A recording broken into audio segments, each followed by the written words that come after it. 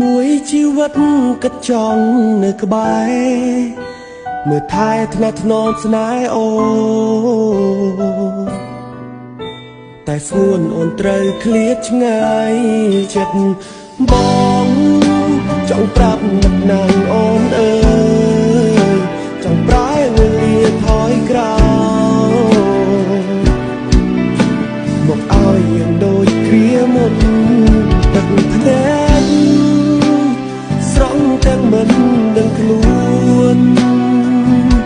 គ្រប់ពេលដែលនឹកអូនទាំងស្ងួន